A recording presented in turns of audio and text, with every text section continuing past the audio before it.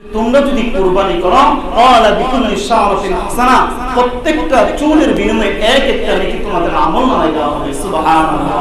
আরেক হাদিসে বর্ণিত হয়েছে ওয়ান্নাহু ইয়াতি ইয়াউমাল কিয়ামাতি বিকুরুনিহা ওয়া শাফিহা ওয়া আদলাফিহা, যে কিয়ামতের দিন এই কুরবানির জন্তুটাকে তোমাদের আমলনামার ভিতরে মাপা হবে। সুবহানাল্লাহ। এই ফজিলত যখন বর্ণনা করলেন তখন ওই জামানা সাহাবায়ে কেরাম কিছু দরিদ্র সাহাবী ছিলেন।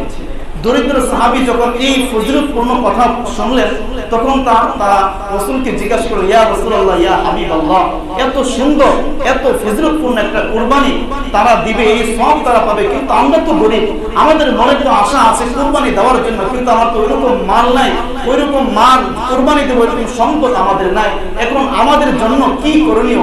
এমন কোন কাজ, এমন কোন আমল আছে কিনা যেই আমল করলে, যেই কাজ করলে কুরবানির সওয়াব আমরা পাইতে পারি? তখন রাসূল সাল্লাল্লাহু আলাইহি ওয়াসাল্লাম জিজ্ঞাসা, অবশ্যই আছে। তোমরা যেহেতু গরিব সাহাবী, দরিদ্র সাহাবী, তোমাদের কুরবানি দেওয়ার সামর্থ্য নাই, কিন্তু তোমাদের বুকের ভিতরে আকাঙ্ক্ষা, মনের ভিতরে আকাঙ্ক্ষা, যদি আমি কুরবানি দিতে পারতাম, কিন্তু তুমি কুরবানি দিতে পারছো না, তোমার ওই সম্পদ নাই, তোমার ওই কোন ধন সম্পদ নাই, তোমাদের এক আমল আমি বলে দিচ্ছি, যদি এই আমলটা করতে পারো তাহলে ধনীরা কুরবানি দিয়ে যে সওয়াব পাবে তোমার আমলনামায় ওই সওয়াব দেওয়া হবে। সুবহানাল্লাহ। আমলটা কি? আল্লাহ রাসূল সাল্লাল্লাহু আলাইহি ওয়াসাল্লাম তখন বললেন যে জিলহজ মাসের চাঁদ ওঠার আগে, জিলহজ মাসের চাঁদ ওঠার আগে তোমাদের চুল এবং নখ যেগুলি কাটার প্রয়োজন, এই চুল এবং নখগুলি তোমরা এই চাঁদ ওঠার আগেই তোমরা কেটে ফেলবে। জিলহজ মাসের 1 তারিখ থেকে নিয়ে 10 তারিখ পর্যন্ত, 1 তারিখ থেকে নিয়ে 10 তারিখ পর্যন্ত তোমরা এই চুল এবং নখগুলি তোমরা কাটবা না। এগুলি তোমরা কাটবা না। কাটবা কবে? যখন দুনিয়া যখন কুরবানি করবে, ঈদের নামাজ পড়ে যখন চলে যাবে, যখন তোমরা ঈদের নামাজ পড়ে চলে গিয়ে তোমরা বুক ভরা আশা নিয়ে তোমরা তোমাদের নখ এবং চুল কাটবা।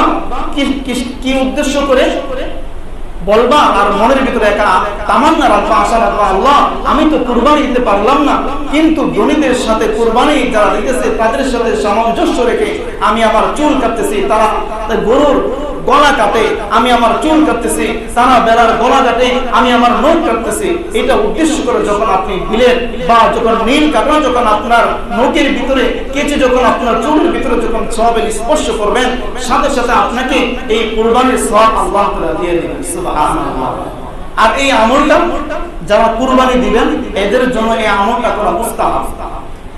যারা কুরবানি দিবে এদের জন্য এই আমলটা করা মুস্তাহাব। কেউ যদি এই আমলটা না করে গুনাহ হবে না, কিন্তু সে সওয়াব থেকে বঞ্চিত হবে। মুস্তাহাব পালন করলে সে সওয়াব পাবে। আমরাও যদি এই আমলটা করতে পারি